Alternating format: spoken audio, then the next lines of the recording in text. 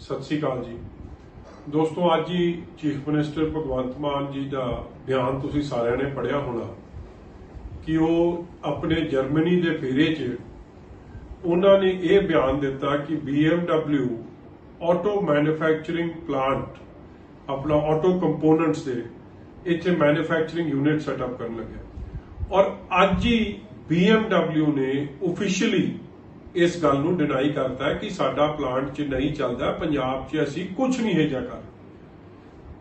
बड़े अफसोस की गल है और बड़े हासोहीनी गल है कि चीफ मिनिस्टर साहब तुसीं पंजाब दे लोकां दी नुमाइंदगी कर रहे हो। BMW च थोड़ी ना कोई हिस्सेदारी है, ना तुसीं उहदे CEO।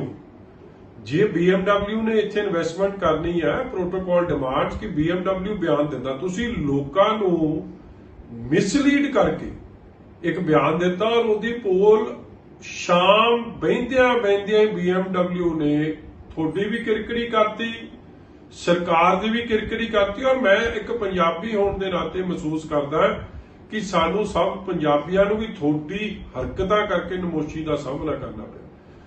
तुसीं अपनी जर्मनी की फेरी नूं जस्टिफाई करना चाहुंदे हो, जी सदके करो। सरकार हनीमून पीरियड च असीं सारे जानते हैं, तुसीं उहदा लाभ उठाउणा चाहुंदे हो, जी सदके उठाओ। मगर पंजाब नूं पंजाबियां नूं जाके झूठ बोल के पंजाब दा सिर नीवा ना करो। और मेरी तुहानूं एक गुजारिश है कि तुसीं पंजाब नूं जाके शोकेस की कर रहे हो। तुहाडी तां सरकार नूं बणे नूं 6 महीने होए, तुसीं तां कहिंदे सी पिछली सरकारां ने काम ही कोई नहीं कीता। जे काम ही कोई नहीं कीता, ऑब्वियसली तुसीं शोकेस केस नूं करना चाह रहे हो। Is this a leisure trip? कि ये छुट्टी मनाउण दा एक तुहाडा बहाना है?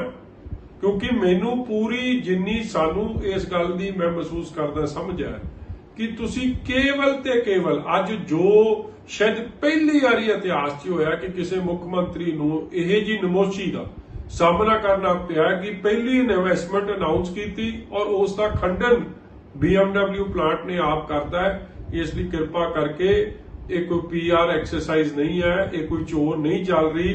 सच बोलो, सच की कदर होगी, थोड़ा लोग जरूर सत्कार भी करेंगे। बहुत बहुत धन्यवाद।